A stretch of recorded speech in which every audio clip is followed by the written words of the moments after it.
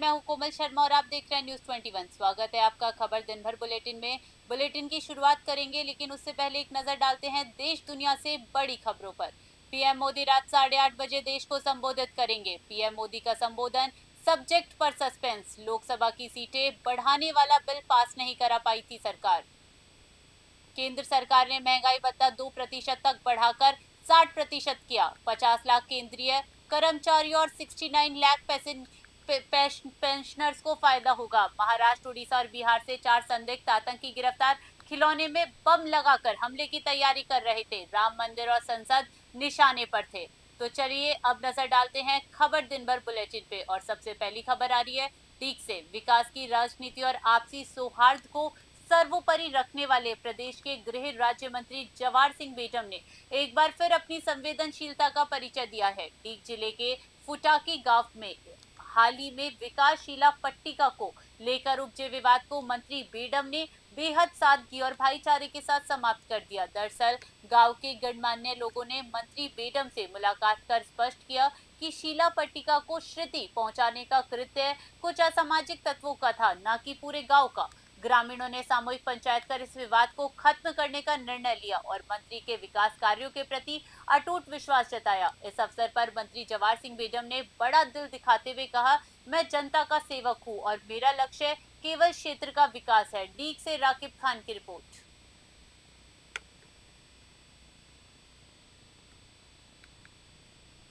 खबर हनुमानगढ़ जिले से है, जहां अनुसूचित जनजाति प्रमाण पत्र के मुद्दे को लेकर चल रही धानका समाज की श्रमिक हड़ताल समाप्त हो गई है, जिससे गेहूं खरीद व्यवस्था दोबारा पटरी पर लौट आई है। हड़ताल के कारण टाउन जंक्शन, पीलीबंगा और रावतसर सहित जिले की विभिन्न मंडियों में करीब 12 लाख क्विंटल गेहूं खुले में पड़ा हुआ मिला था। कृषि विपणन विभाग के उप सचिव विष्णुदत्त शर्मा ने बताया कि सभी मंडियों में तौल और धुलाई का काम शुरू कर दिया गया है। अगले 3-4 दिनों में उठान प्रक्रिया को पूर्ण कर स्थिति सामान्य कर ली जाएगी। इससे अपनी उपज बेचने का इंतजार कर रहे हजारों किसानों को बड़ी राहत मिली है। हनुमानगढ़ से विनोद चौधरी की रिपोर्ट।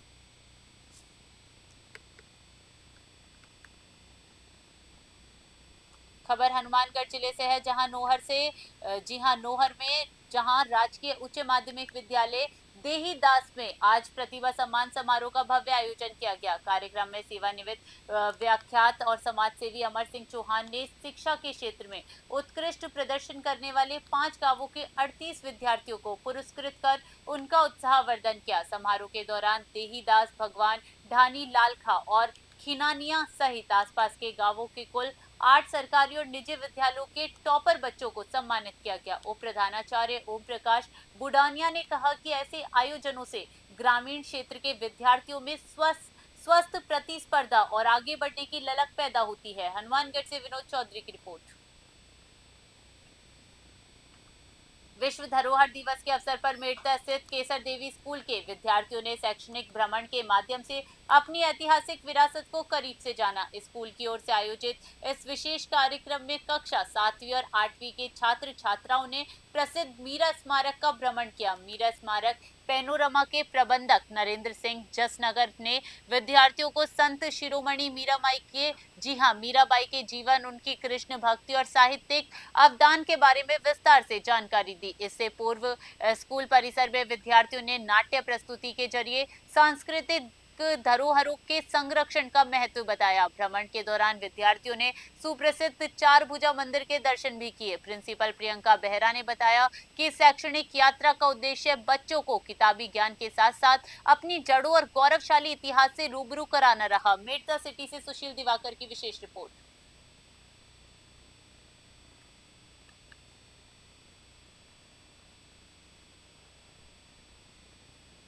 खबर सोजत से है, जहां बिरला इंटरनेशनल स्कूल में भगवान परशुराम जन्मोत्सव हर्षोल्लास के साथ मनाया गया है। इस अवसर पर विद्यालय के विद्यार्थियों और शिक्षकों ने विभिन्न सांस्कृतिक कार्यक्रमों के माध्यम से भगवान परशुराम के आदर्शों को याद किया। निवेदक मदन गहलोत ने बताया कि कार्यक्रम का मुख्य आकर्षण विद्यार्थियों द्वारा प्रस्तुत लघु नाटिका रही, जिसमें भगवान परशुराम के जीवन प्रसंगों को बेहद खूबसूरती से दर्शाया गया है। कथा वाचन रामपाल वैष्णव द्वारा किया गया। जबकि कार्यक्रम का सफल संचालन कुशल शर्मा ने किया। प्रिंसिपल आशा राजपुरोहित ने विद्यार्थियों को संबोधित करते हुए उन्हें अपनी सनातन संस्कृति से जुड़े रहने का संदेश दिया। पाली से ललित तिवारी की रिपोर्ट।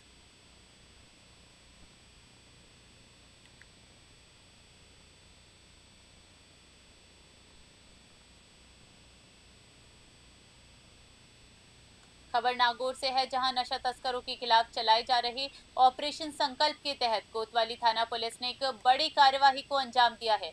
एसपी रोशन मीना के निर्देश पर पुलिस ने नशा तस्कर गोविंद राम की करोड़ों रुपए की अवैध संपत्ति को फ्रीज कर दिया है। एएसपी आशाराम और सीओ जतिन जैन के सुपरविजन में थाना अधिकारी वेदपाल शिवरान की टीम ने ये कार्यवाही की। पुलिस ने डीडवाना बाईपास स्थित आरोपी की कमर्शियल दुकानों और मकान पर शिकंजा कसा है। जांच में सामने आया कि गोविंद राम ने मादक पदार्थों की तस्करी से कमाई गई काली कमाई का इस्तेमाल कर अपनी पत्नी के नाम पर ये संपत्तियां खरीदी थी। एनडीपीएस एक्ट की धारा 68F के तहत की गई इस कार्यवाही से तस्करों में हड़कंप मच गया। नागौर से मोहित रंकावत की रिपोर्ट। 8.5 किलो इसके पास में उस वक्त अफीम मिली थी। हमने हमारे सोर्सेज से इसकी जो शहर में प्रॉपर्टी है उसको चिन्हित किया। हमने इस्तिगासा दिल्ली भेजा, वहां प्रभावी रूप से पैरवी की। इसने भी पैरवी करी, जेल से इसको मौका दिया गया। इसकी पत्नी ने पैरवी की, लेकिन हमें इसमें सफलता मिली और आज ये प्रॉपर्टी जो फ्रीज की थी उसको कंफर्मेशन मिला है। हमारे द्वारा ये हमारा जो नोटिस है वो यहाँ चस्पा किया गया। 8.5 किलो इसके पास में उस वक्त अफीम मिली थी। हमने हमारे सोर्स। खबर नागौर जिले से है, जहां आज कृषि प्रवेशक भर्ती परीक्षा का आयोजन किया गया है। परीक्षा को शांतिपूर्ण और पारदर्शी तरीके से संपन्न कराने के लिए प्रशासन ने सुरक्षा के कड़े इंतजाम किए हैं। जिले भर में बनाए गए कुल 22 परीक्षा केंद्रों पर सुबह से ही अभ्यर्थियों की आवाजाही शुरू हो गई, जहां सघन चेकिंग के बाद उन्हें प्रवेश दिया गया। इस परीक्षा में कुल 6,612 अभ्यर्थी भाग्य आजमा रही हैं। प्रशासन ने 12 सरकारी और 10 निजी विद्यालयों को केंद्र बनाया है, जिनमें मुंडवा का एक केंद्र भी शामिल है। परीक्षा में नकल रोकने और व्यवस्थाओं पर नजर रखने के लिए 4 विशेष उड़न दस्तों फ्लाइंग स्क्वाड का गठन किया गया है। नागौर से मोहित रांकावत की रिपोर्ट।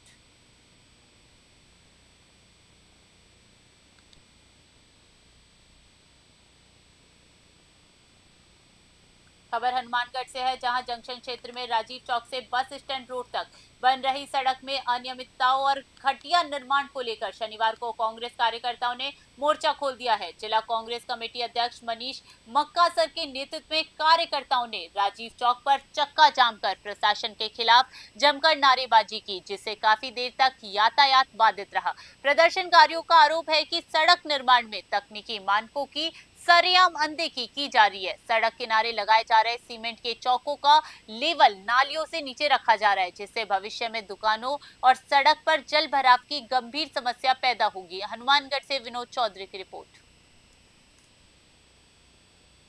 पहले भी हनुमानगढ़ को बारिश के समय में इस हनुमानगढ़ की हालत हमने देखी थी कि बारिश जब पिछले भयंकर बारिश हुई उसकी वजह से पूरा हनुमानगढ़ की शहरों की सड़कें, लोगों के घर बारिश में डूब चुके थे। आज वही हालत वापिस से प्रशासन करने को उतारू हो रखा है। ये 40 फुट की रोड है, इसमें से 20 फुट तो इन्होंने सीमेंट वाले चौके लगा दिए।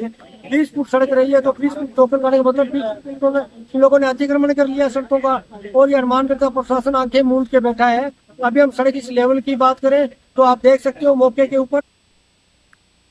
खबर रेवदर से है, जहां अनादरा थाना क्षेत्र के होलागरा गांव के पास शनिवार को एक केमिकल से भरे टैंकर में अचानक भीषण आग लग गई। आग की लपटें इतनी विकराल थी कि धुएं के काले गुब्बारे कई किलोमीटर दूर से ही आसमान में देखे जा सकते थे। आग लगते ही चालक और खलासी ने सूझबूझ दिखाते हुए तुरंत टैंकर से छलांग लगा ली, जिससे एक बड़ा जानी नुकसान होने से टल गया है। सूचना मिलते ही अनादरा पुलिस मौके पर पहुंची और सुरक्षा के मद्देनजर हाईवे के दोनों तरफ के यातायात को रोक दिया गया। केमिकल टैंकर होने के कारण आग पर काबू पाना प्रशासन के लिए बड़ी चुनौती बना रहा। फिलहाल आग लगने के कारणों का खुलासा नहीं हो पाया है, लेकिन इस घटना से हाईवे पर घंटों तक अफरा तफरी का माहौल रहा। रेवदर से रमेश माली की रिपोर्ट।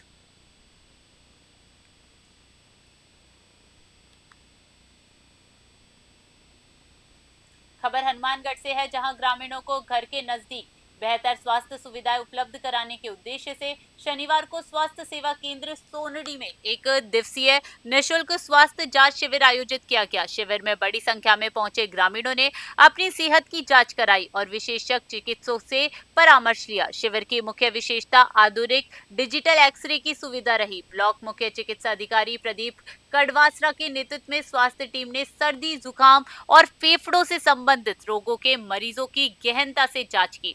शिविर में doctor Babulal Yadav, lab technician Rohitash Pareek और सीएचओ दीपचंद सहित पूरी टीम ने अपनी सेवाएं दी। हनुमानगढ़ से विनोद चौधरी की रिपोर्ट।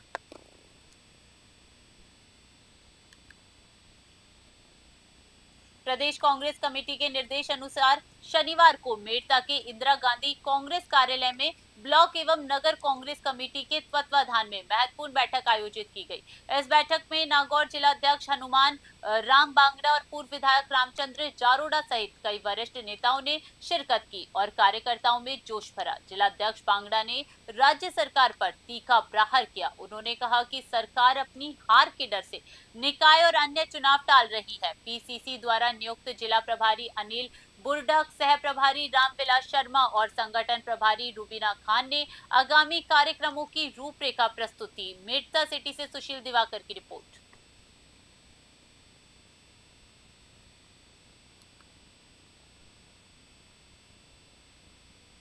संगठन बढ़ाओ लोकतंत्र बचाओ कार्यक्रम के तहत आज मेड़ता और रियापड़ी में मीटिंग ली गई, जिसमें ब्लॉक अध्यक्ष, सामान्य नेता, मंडल अध्यक्ष, सभी कार्यकर्ता और अध्यक्ष संगठन के सभी लोगों ने भाग लिया और ये संकल्प लिया कि आने वाले वक्त में हम गाँव गाड़ी अंतिम छोर पर बैठे व्यक्ति तक ये बात पहुंचाएंगे कि नरेंद्र मोदी और अमित शाह ने हमेशा झूठ बोलकर, अफवाहें फैलाकर, एक दूसरे को भड़काकर।